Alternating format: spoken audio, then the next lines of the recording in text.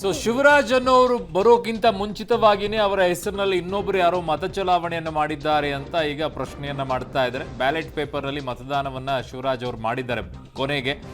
So ಹಾಗಿದ್ದಾಗ R ನಗರ ಮತಗಟ್ಟೆಯಲ್ಲಿ ಆಗಿದ್ದೇನು? ಹಾಗಿದ್ದಾಗ ಅವರು ಅವಕಾಶ ಕೊಟ್ಟಿದ್ದಾರೆ ಅನ್ನೋದಾದ್ರೆ ಅವರ ಹೆಸರಿನಲ್ಲಿ ಇನ್ನೊಬ್ರು ಯಾರು ಮತವನ್ನ ಚಲಾವಣೆ ಮಾಡಿದ್ರು, ಹಾಗಿದ್ದಾಗ ಅವ್ರ ಮತ ಚಲಾವಣೆ ಆಗಿದೆ ಅನ್ನೋದಾದ್ರೆ, ಬ್ಯಾಲೆಟ್ ಪೇಪರ್ ಮೂಲಕವಾಗಿ ಹಾಕಿಸಿಕೊಂಡ್ರು ಅನ್ನೋದಾದ್ರೆ ಇದು ಹಲವು ಪ್ರಶ್ನೆಗಳಿಗೆ ಎಡೆ ಮಾಡಿಕೊಡುತ್ತೆ. ಇಲ್ಲಿ ಏನಾಯ್ತು ಹಾಗಿದ್ದಾಗಲ್ಲಿ? ಶಿವರಾಜ್ ಅವರ ಬದಲಿಗೆ ಬೇರೆಯವರು ಮತ ಹಾಕಿದ್ದಾಗಿ ಈಗ ಆರೋಪ ಬಂತು.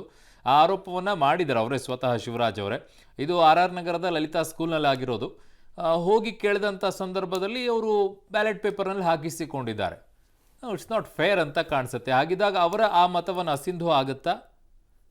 ಮುಂಚೆ ಅವರ ಹೆಸರಿನಲ್ಲಿ ಇನ್ನೊಬ್ಬರು ಹಾಕಿದಾರಲ್ಲ, ಅದು ಅಸಿಂಧು ಆಗುತ್ತಾ? ಆಗಬೇಕಾಗತ್ತೆ. ಕಾರಣ ಅವರ ಹೆಸರಿನಲ್ಲಿ ಇನ್ನೊಬ್ರು ಹೆಂಗೆ ವೋಟ್ ಮಾಡೋಕ್ಕಾಗತ್ತೆ? ಹೆಂಗೆ ಹಾಕ್ಸಿದ್ರು ಅದನ್ನ? 11-5ಗೆ ನಾನು ವೋಟ್ ಮಾಡ್ಲಿಕ್ಕೆ ಅಂತ ಬಂದೆ. ನಾನು ಬರ್ಬೇಕಾದ್ರೆ ಅಲ್ಲಿಂದ ಕಾರ್ಡ್ ತಗೊಂಡ್ಬಂದೆ. ಆಮೇಲೆ ವೋಟರ್ ಸ್ಲಿಪ್ಪು ಕೊಟ್ಟರು. ಸೊ ಸ್ಲಿಪ್ ತೊಗೊಂಡ್ಬಿಟ್ಟು ವೋಟಿಗೆ ಬಂದೆ. ನಾನು ಜಸ್ಟ್ ಒಳಗಡೆ ಬಂದಾಗ ಅವ್ರು ಹೇಳಿದ್ರು ಮಾರ್ಕ್ ಆಗಿತ್ತಲ್ಲ ರೆಡ್ಡಿಂಕಲ್ಲಿ, ಸೊ ನಿಮ್ದು ವೋಟ್ ಆಗಿದೆ ಅಂದರು. ಹೆಂಗೆ ವೋಟ್ ಆಗುತ್ತೆ ಸರ್? ನನ್ನ ಇದು ಎಪಿಕ್ ಕಾರ್ಡ್ ಇಲ್ಲಿದೆ ತಗೊಳ್ಳಿ ಅಂತ ಕಾರ್ಡ್ ಕೊಟ್ಟೆ. ಸೊ ಅವ್ರು ಆಮೇಲೆಲ್ಲ ಚೆಕ್ ಮಾಡಿದ್ರು, 3 ಸ್ಲಿಪ್ ಇರುತ್ತೆ ಅಲ್ಲಿ, ಎಲ್ಲ ಕಡೆ ಚೆಕ್ ಮಾಡಿದ್ರು. ಚೆಕ್ ಮಾಡಿಬಿಟ್ಟು ಇಲ್ಲ ವೋಟ್ ಆಗಿದೆ ಅಂದರು. ಪಾಸಿಬಿಲಿಟಿ ಇಲ್ಲ ವೋಟ್ ಮಾಡೋದಕ್ಕೆ. ನನ್ನ ಹತ್ರ ಬೇರೆ ID ಕಾರ್ಡ್ ಬೇರೆ ನಾನು ಕೊಡ್ತೀನಿ ಬೇಕಾದ್ರೆ ಚೆಕ್ ಮಾಡಿ ಅಂದೆ.